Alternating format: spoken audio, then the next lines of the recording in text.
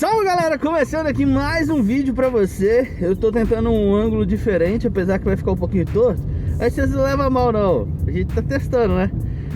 O importante realmente aqui, eu acho que é o conteúdo, cara. Acho que o conteúdo faz uma diferença em relação a imagem, ao áudio. Apesar que um áudio ruim não dá nem pra discutir não, mas de qualquer forma estamos aqui com mais um vídeo para você. E hoje eu queria também trazer uma dúvida que sempre surgiu na minha mente e que talvez tenha surgido na sua mente também. O que torna o cara um desenvolvedor melhor? O que faz um cara mudar de júnior para pleno, para sênior? É o tempo de desenvolvimento, é a expertise, é o domínio da linguagem. E o que é? Eu tenho essa dúvida. E uma das coisas que eu quero deixar claro aqui no canal, principalmente quando eu entrar aí alguns tutoriais, eu quero deixar claro, eu não sou o melhor programador, eu não sou o melhor designer, eu não sou o melhor em nada disso. Da mesma forma que eu estou trazendo algo que eu estou aprendendo, eu estou trazendo esse conhecimento para vocês. Então, da mesma forma que você vai aprender, eu também estou aprendendo. E eu acho que ser um bom programador é estar em constante aprendizado, cara, porque a gente sempre tem que buscar melhorar. Igual muitas vezes a gente vê programadores que têm anos e anos e anos que trabalham com uma determinada linguagem de programação, mas só sabe trabalhar com aquela linguagem. Se coloca alguma coisa diferente daquilo ali para ele trabalhar, ele não consegue lidar com isso. E nesses anos todos assim que eu trabalhei com desenvolvimento, que eu trabalhei na área de tecnologia, eu fiquei me perguntando sobre essa questão. O que realmente nos faz ser um dev melhor, saca? É o cara que sabe, domina a linguagem de programação toda, independente da linguagem, e sabe toda a sintaxe, tudo que cada código faz. Eu não sei, pode ser esse cara? Pode ser esse cara. Mas na minha visão, eu acho que a gente tem que entender como ser um dev melhor, não o cara que decorou todo o código, toda a sintaxe, mas sim o cara que consegue trazer soluções. E dentro de trazer essas soluções, é claro que a gente traz ali, vamos colocar entre aspas, né, uma primeira versão do código, e depois a gente pode fazer uma melhoria. Talvez tipo, você diminui ali 10 linhas de código para fazer a mesma coisa que você fez, colocando 10 linhas a mais, saca?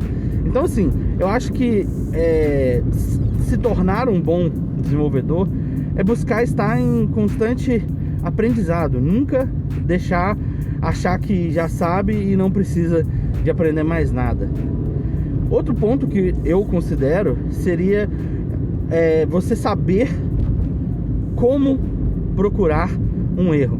Porque uma coisa é certa, o cara pode ir lá dominar, decorar a linguagem, decorar a sintaxe, decorar tudo, nomenclatura, variável, if, else, condicionais, né? Operadores matemáticos, operadores lógicos e tudo. O cara pode dominar isso tudo, mas às vezes ele não sabe como procurar um problema, resolver um problema simples.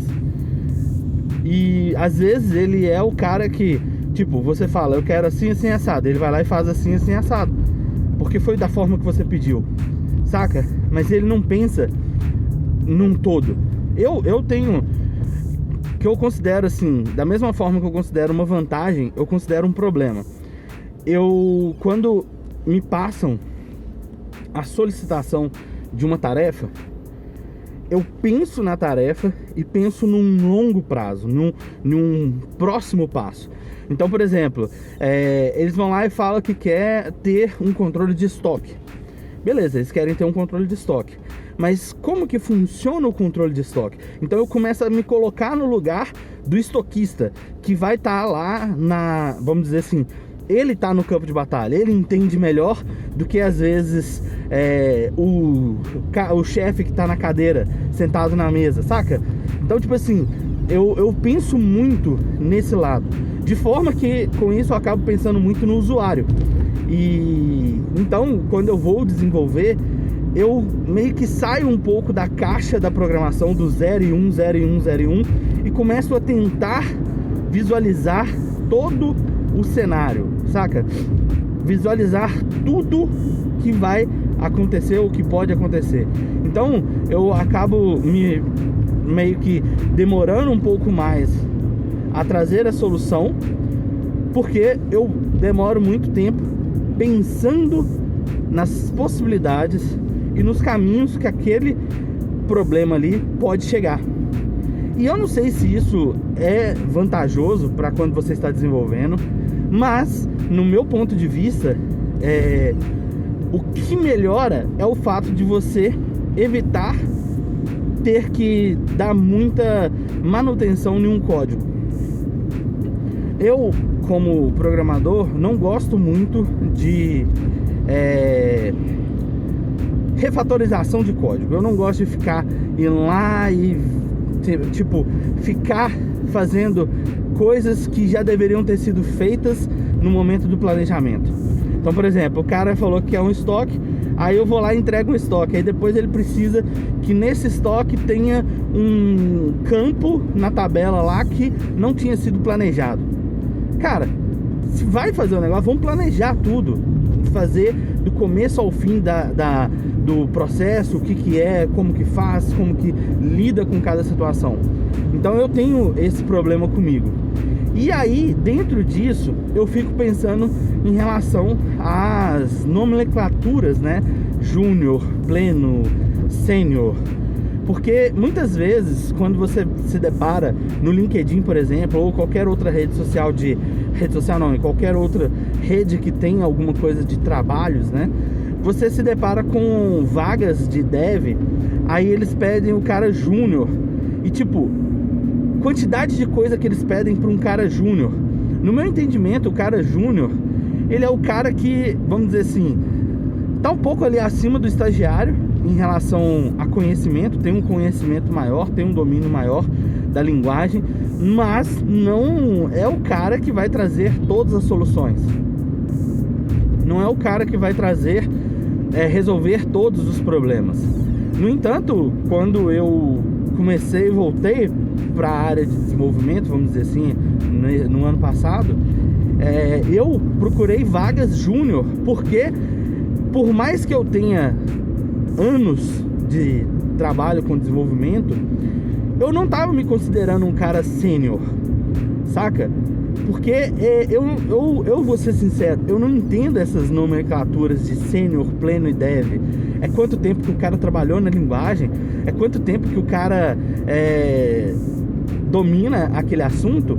Então, por exemplo, no meu caso, eu tenho mais de 17 anos de trabalho com produção de conteúdo. Já fiz diversas palestras sobre produção de conteúdo. Então, no caso, em relação a conteúdo, eu sou um sênior. Então, eu sou um sênior Product Conteúdo Manager, né? Sei lá. Então, eu fico pensando exatamente nesses pontos que acabam gerando mais e mais interrogações.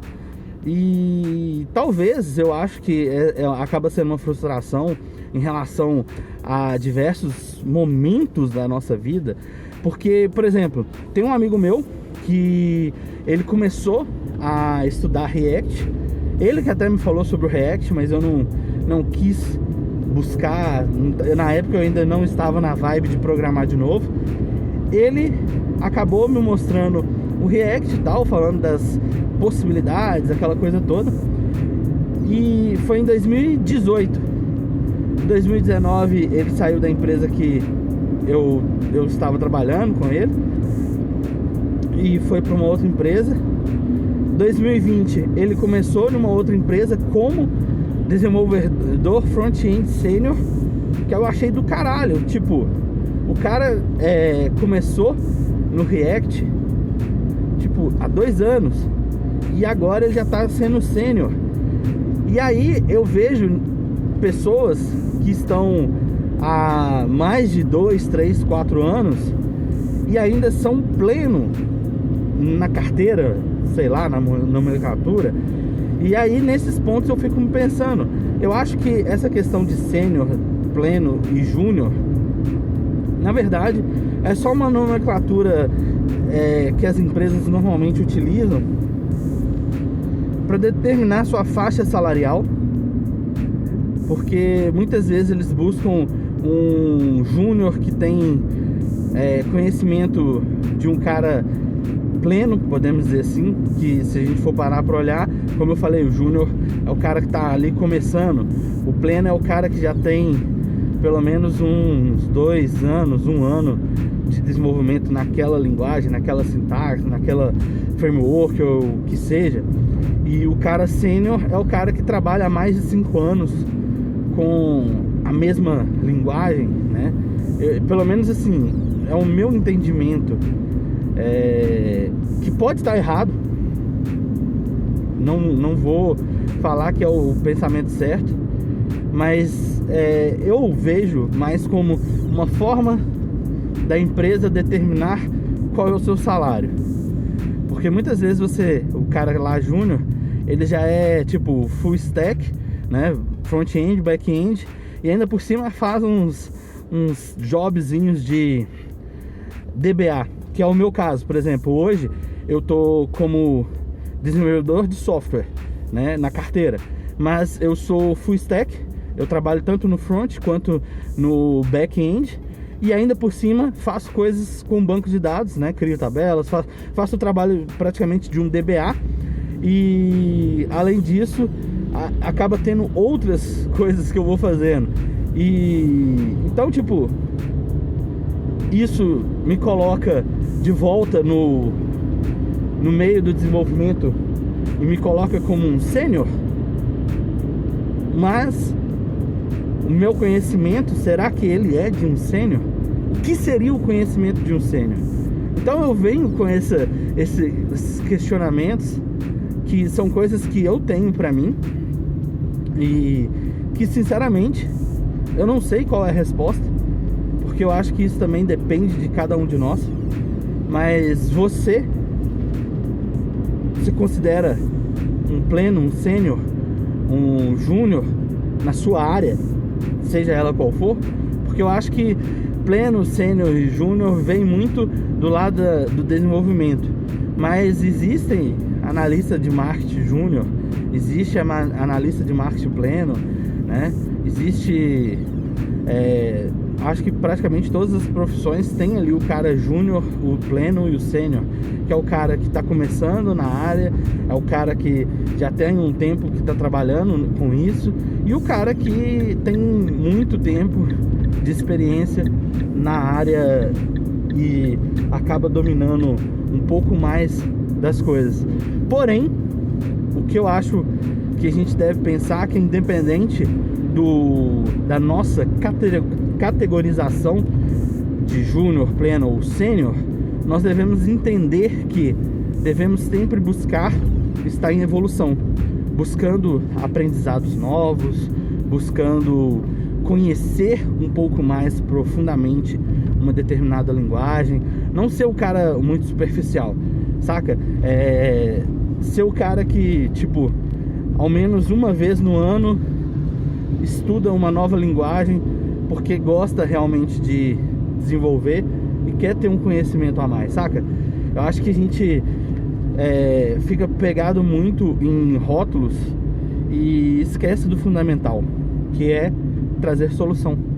Então eu acho que a gente deve se motivar a isso, motivar a solucionar problemas que as pessoas têm e muitas vezes elas não sabem que ela tem. Então eu acho que a gente tem que pensar muito nisso. Concorda comigo? Então deixa aí nos comentários, ou então, como algumas pessoas, né, podem querer participar do grupo de dev, tem um link aqui na descrição. Vamos lá trocar ideia no Discord, montar uma comunidade de dev assim vamos dizer, consolidada, e que a gente tenha troca de informações e às vezes esses bate-papos, esses diálogos sobre desenvolvimento, sobre a carreira, né? Eu acho que vai ser bem interessante. Então é isso aí, ficamos por aqui, nos vemos no próximo vídeo, valeu!